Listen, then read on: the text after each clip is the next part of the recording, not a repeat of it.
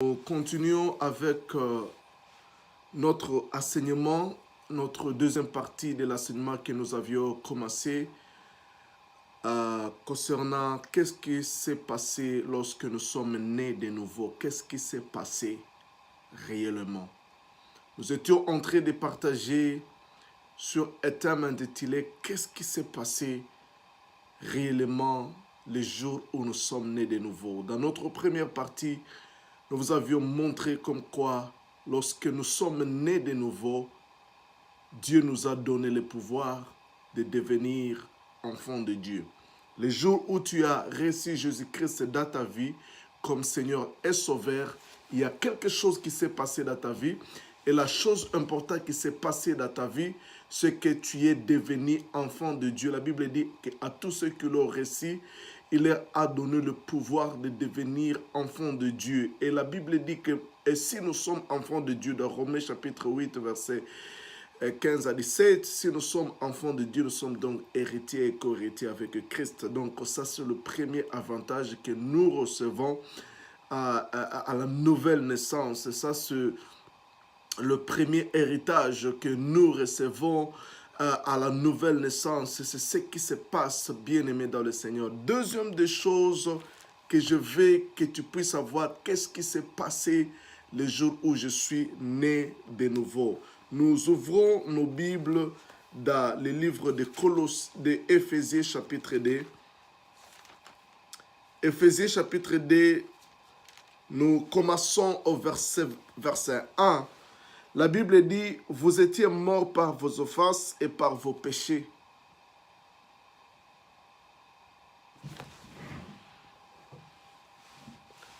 Vous étiez morts par vos offenses et par vos péchés, dans lesquels vous marchiez autrefois selon les traits de ce monde, selon les princes de la puissance de l'air de l'esprit qui agit maintenant dans les fils de la rébellion. Nous tous, nous étions de leur nombre et nous vivions autrefois selon les convoitises de notre chair, accomplissant la volonté de la chair et de nos pensées, et nous étions par nature des enfants de la colère comme les autres. Ici, c'est avant la nouvelle naissance. Mais Dieu qui est riche en miséricorde à cause du grand amour dont il nous a aimés, nous qui étions morts par nos offenses, nous avons été rendus vivants en Christ. Le jour où tu es né de nouveau, tu as été rendu vivant. Bien-aimé dans le Seigneur, c'est le deuxième héritage que tu as reçu par la nouvelle naissance. Tu es rendu vivant, c'est-à-dire tu as reçu la vie. Lorsque Adam a péché, souvenez-vous, Dieu avait dit, lorsque tu mangeras de l'arbre de la connaissance du bien et du mal, tu mourras. Et ce même jour où l'homme a mangé l'arbre de la connaissance et du mal, de la connaissance du bien et du mal, il a perdu la vie de Dieu et il est mort. Et dès lors, la mort a régné jusqu'à la venue de Christ. Et quand Christ est ressuscité, et ceux qui croient à sa mort et à sa résurrection, la Bible dit qu'ils ont été rendus vivants. Donc, ils ont reçu la vie éternelle. La Bible dit dans Jean chapitre 3, verset 16, « Car Dieu a aimé le monde, il a donné son Fils unique afin que quiconque croit à lui ne périsse point, mais qu'il ait la vie éternelle. » C'est-à-dire, le jour où tu es né de nouveau, le jour que tu as reçu Jésus, la deuxième des choses que tu as reçu, c'est la vie de Dieu. Tu as reçu la vie éternelle. Parlant de la vie éternelle, en grec, c'est Zoé. Zoé, cela veut dire la vie de Dieu. La vie de Dieu, c'est la nature de Dieu. La vie éternelle, ce n'est pas quelque chose que tu peux imaginer. C'est la vie de Dieu que Dieu nous a donnée en Christ. Et la Bible dit qu'il nous a rendu vivants avec Christ. Donc nous avons reçu cette vie de Dieu. Nous avons été impactés de la vie de Dieu. Nous avons été rendus vivants. Nous avons récupéré ce que nous avons perdu en Adam au travers la mort qu'il a connue après avoir désobéi en Dieu par la nouvelle naissance, nous recevons de nouveau la vie. Et cette vie, c'est une vie éternelle. Cette vie éternelle, nous ne la recevrons pas lorsque nous irons au ciel. Nous ne recevons pas cette vie lorsque le jour de l'enlèvement ou le jour où nous entrerons dans la nouvelle Jérusalem. Cette vie, nous l'avons maintenant. Nous l'avons maintenant même. Cette vie de Dieu, nous l'avons maintenant. La Bible dit, si vous lisez dans Jean, chapitre, je crois que c'est le chapitre 5 de Jean, chapitre 5, qu'est-ce qui est écrit là-bas?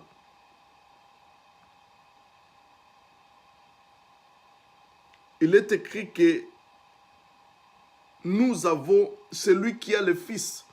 Jean chapitre 5, verset 12. Celui qui a le Fils a la vie, celui qui n'a pas le Fils de Dieu n'a pas la vie. Ici, je vous écris ces choses afin que vous sachiez que vous avez la vie éternelle. Vous qui croyez au Fils de Dieu, vous avez la vie éternelle. Cette vie, il ne dit pas que vous aurez la vie éternelle. Vous l'avez déjà, tu l'as déjà. Tu as la vie éternelle, tu as la vie éternelle, tu as les zoé de Dieu, tu as la nature de Dieu. Cette vie, c'est cette nature de Dieu qui n'a pas de péché, c'est cette nature qui n'a pas de maladie, c'est cette nature. Et bien aimé, tu dois maintenant apprendre comment naviguer et dans cette vie-là que tu as. Parce que cette vie-là, c'est une vie en Dieu. Dans sa vie, il n'y a pas de maladie. Dans sa vie, il n'y a pas d'échec. Dans sa vie, il n'y a pas de problèmes et de difficultés. Dieu a une vie de victoire, une vie glorieuse, une vie honorable, une vie puissante, une vie qui est extraordinaire.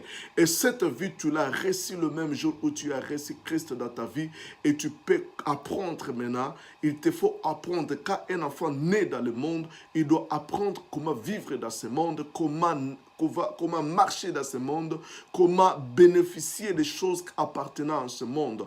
Bien-aimé, tu as déjà, quand tu as reçu la vie de Dieu, bien-aimé, tu dois maintenant apprendre comment naviguer dans cette vie, comment vivre cette vie de Dieu. Et quand ceux qui ont compris ces choses, bien-aimées dans le Seigneur, comme j'étais en train d'écouter David Oyedepo, qui était en train de dire que pour la dernière fois qu'il a eu la rime, il a eu la rime pour la dernière fois il y a plus de 30 ans. Depuis que, pour la première fois, la dernière fois qu'il a eu la rime, le grippe, il y a 30 ans. Bien aimé, ce sont des gens qui ont compris comment naviguer dans cette vie de Dieu. Parce qu'un jour, il voyageait pour aller prêcher la parole de Dieu quelque part. Et il y avait beaucoup de poussière, vous savez, en Afrique, il y avait beaucoup de poussière dans la route. Et il commençait à rimer. Et c'était vraiment ennuyant. Et il a dit ceci, si Dieu vraiment était dans cette route, si Jésus roulait sur ces chemins, est-ce qu'il pouvait avoir la rime comme je l'ai aujourd'hui? Est-ce qu'à cause de la poussière, Jésus-Christ pouvait avoir la rime? Il dit que si Dieu ne pouvait pas avoir la rime en passant par cette route, si Jésus physiquement ne pouvait pas avoir la rime en passant par cette route, je ne peux pas avoir ça parce que je la vie même de Dieu, de Jésus. Alors il a pris sa mouchoir, il l'a jeté et il a dit à Dieu, si tu n'arrêtes pas cette rime, cet coulement de la rime, je ne vais pas l'essuyer jusqu'à ce que je vais arriver, je vais monter à la chair avec tous ces salives qui seront en train de couler. Alors, depuis ce jour-là, Dieu a écouté sa prière et il a pris ce qui lui appartient par la foi et jusqu'à présent, il y a 30 ans, il n'a jamais connu la rime. Je connais l'homme de Dieu, Kenneth Hagin, qui avait dit ceci, qu'il a plus de 40 ans, il n'a jamais eu le mot de tête. Bien-aimé dans le Seigneur, si tu as cette vie, tu peux commencer à enjoy cette vie de Dieu. Ça, c'est la deuxième des choses. La Bible dit dans Éphésiens, chapitre, dès là où nous étions, qui nous a rendus vivants avec Christ, c'est par grâce que vous êtes sauvés. Il nous a ressuscités ensemble et qui nous a fait asseoir ensemble dans les lieux célestes en Jésus-Christ. La troisième chose que tu dois comprendre, lorsque tu es né de nouveau, tu as été ressuscité avec Christ, oui, bien sûr, tu as reçu la vie, et tu as été transporté dans les lieux célestes. Ta vie est dans le lieu céleste en Christ à l'heure même. À l'heure même, bien-aimé dans le Seigneur, où tu as reçu Jésus, ta vie est allée, Jésus l'a pris, Dieu t'a transporté jusque dans le lieu céleste et aujourd'hui, tu es là dans le lieu céleste. Tu es avec Christ à la droite du Père dans les cieux à l'heure même. C'est par la foi, bien-aimé. Physiquement, tu peux être vu ici sur la terre, mais ton esprit qui a été régénéré est assis avec Christ dans les lieux célestes. Ta vie est là cachée. Là où Satan a été chassé, c'est là où tu vis aujourd'hui. Parce que la Bible dit que sa place n'a pas été trouvée dans les cieux. Il a été chassé, précipité sur la terre. Et là où Satan a été précipité, de là où Satan a été précipité, c'est là où tu habites maintenant. Là, dans le lieu céleste, au-dessus. Si Jésus est au-dessus de toutes les choses, si Jésus a été placé au-dessus de la maladie, des autorités, des dominations, selon Éphésiens chapitre 1, verset 18, toi aussi tu as été rendu au-dessus de toutes ces choses parce que tu es en Christ, dans les lieux célestes. Tu es là avec lui. La Bible dit, et il nous a fait asseoir ensemble dans les lieux célestes en Jésus-Christ. Nous sommes assis, nous sommes sur le trône. Nous sommes sur le trône, bien-aimés dans le Seigneur. Alors quand tu comprends ces choses, tu comprends que tu es au-dessus. Parce que la Bible dit, si tu comprends ces choses, c'est très important. Dans Éphésiens chapitre 1, verset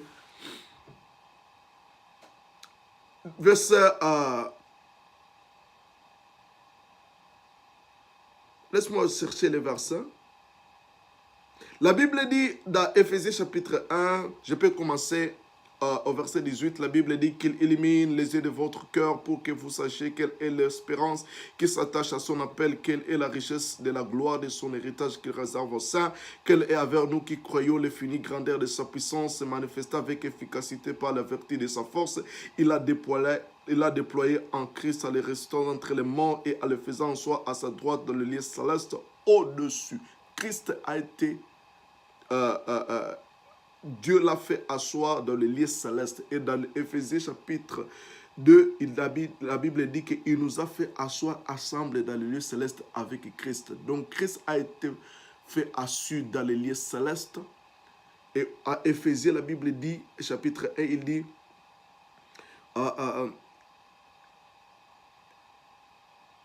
ok, il a déployé en Christ en restant d'entre les morts, en faisant soi à sa droite dans le lieu céleste, au-dessus de toute domination. Christ a été placé dans le lieu céleste au-dessus de toute domination. Si tu es en Christ, tu es au-dessus de domination dans les lieux célestes. Et souviens-toi que ces dominations-là, si tu lis dans Éphésiens chapitre 6, verset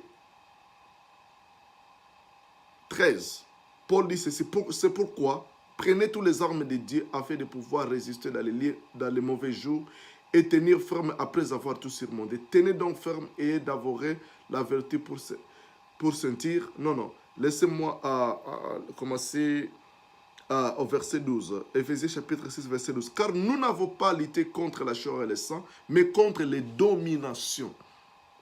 Nous luttons contre les dominations. Et la Bible dit ici que Christ a été placé dans les lieux célestes au-dessus des dominations. Et nous sommes assis avec lui dans les lieux célestes. C'est-à-dire, les dominations que nous combattons, nous sommes déjà au-dessus d'eux. Alors c'est là où je vais te dire que ton combat, les combats que tu fais, tu ne combats pas un démon des esprits qui sont au-dessus de toi. Satan n'est pas au-dessus de toi. Satan n'est pas fort que toi. Tu combats dans la position de domination, dans la position au-dessus, dans la position de dessus. Tu es au-dessus de domination en Christ. Et ces esprits que tu combattes dans les lieux célestes aussi, bien-aimé dans le Seigneur, tu es au-dessus. Donc tu combats, c'est comme les États-Unis, dont leur force, c'est de combattre au-dessus avec des avions de guerre. Et quand tu combats, ils envoient des missiles sur la terre. Bien-aimé dans le Seigneur, tu ne jettes pas de missiles à partir de la terre contre Satan, mais tu es déjà au-dessus de domination et tu jettes maintenant des missiles sur l'ennemi qui est en dessous de toi. Bien-aimé dans le Seigneur, Satan est en dessous de toi. La Bible dit que Christ est assis dans les lieux célestes au-dessus de toute domination, de toute force, de toute autorité, de toute puissance, de toute dignité, de tout nom qui a été nommé non seulement dans les lieux célestes,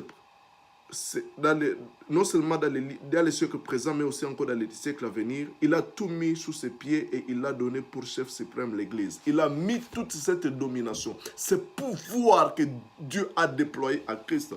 La Bible dit qu'ils ont été mis au pied de Jésus. Or, le pied de Jésus se trouve sur son corps et le corps, c'est l'Église. Et comme vous le savez, laisse-moi vous dire un mystère que un esprit n'est pas autorisé à agir dans ce monde physique. Parce que ce monde appartient aux gens qui ont la chair. Pour que Satan puisse, lui qui est un esprit, puisse travailler sur la terre ou puisse agir sur la terre, il doit chercher un corps de la terre pour agir. Vous souvenez-vous, dans le jardin d'Éden, il a fallu que le diable prenne le corps d'un animal qui est de la terre pour qu'il puisse approcher Adam. Il ne pouvait pas approcher Adam avec son état d'esprit. Étant un esprit, il ne pouvait pas venir sur la terre parce que cette terre appartient aux hommes, aux actes qui ont de la chair. Sans la chair, tu ne peux pas vivre dans ce monde. C'est pourquoi, quand ta chair meurt, bien-aimé, tu n'es plus vivant sur la terre et tu ne peux plus être sur la terre. Quoi que tu es vivant, celui qui est mort, ce n'est pas à dire que c'est fini pour lui. Il est toujours vivant, mais il n'est plus vivant sur cette terre parce que son corps est mort. Alors, Dieu aussi, pour venir sur la terre, il a fallu qu'il prenne un corps. Voilà pourquoi il est né comme un homme. Il a pris la chair d'un homme. Dieu parmi nous, Jésus-Christ est venu dans la chair. Il a agi comme fils de Dieu. Et ici sur la terre, il a agi physiquement dans le corps. Et après avoir ressuscité, il est allé dans les cieux, mais il veut toujours continuer avec ses actions sur la terre et il continue maintenant ses actions au travers son corps mystérieux qu'on appelle l'Église.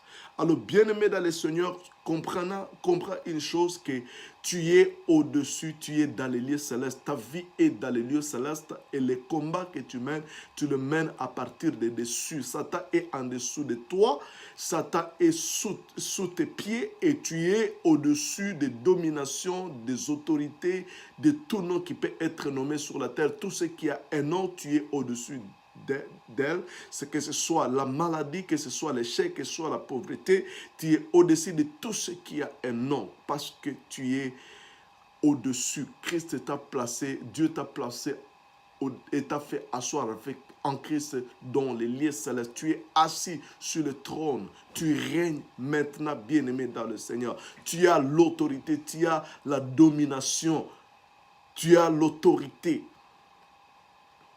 Ça, c'est le troisième des choses, bien-aimé. Notre vie a été... Et laisse-moi terminer par ceci. L'autre chose que Dieu nous a donnée au travers la nouvelle naissance, c'est l'autorité. L'autorité. Luc chapitre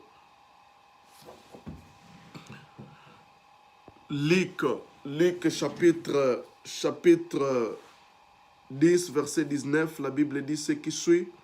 Luc chapitre 8, verset 19, la Bible dit « Voici, je vous ai donné le pouvoir de marcher sur les serpents, le scorpion et sur toute la puissance de l'ennemi, et rien ne pourra vous nuire. » Ici, on nous dit « Voici, je vous donne le pouvoir. » Ce pouvoir-là, c'est l'autorité. Je vous donne le pouvoir. de marcher sur les serpents, les scorpions, sur toute la puissance de l'ennemi, et rien ne pourra vous nuire. Dieu nous a donné déjà les pouvoirs.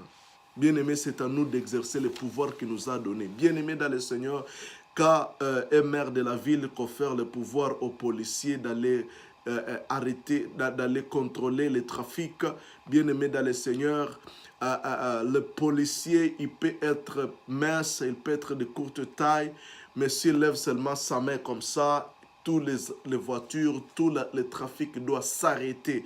Pourquoi?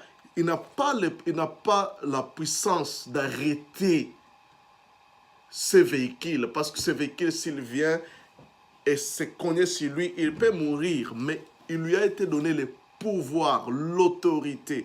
L'autorité ne lui appartient pas, mais il lui a été conféré cette autorité par celui qui est au-dessus de lui, d'arrêter le trafic quand il veut et de libérer le trafic quand il veut. Donc, il a le pouvoir d'arrêter même un véhicule de 100 tonnes. Il a le pouvoir de dire stop et il va le stopper parce qu'il a ce pouvoir. C'est le pouvoir qui lui a été donné. C'est l'autorité qui lui a été donnée. Bien-aimés dans le Seigneur, nous aussi, Dieu nous a donné le pouvoir, l'autorité de marcher sur les serpents, sur les scorpions et sur toute la puissance de l'ennemi.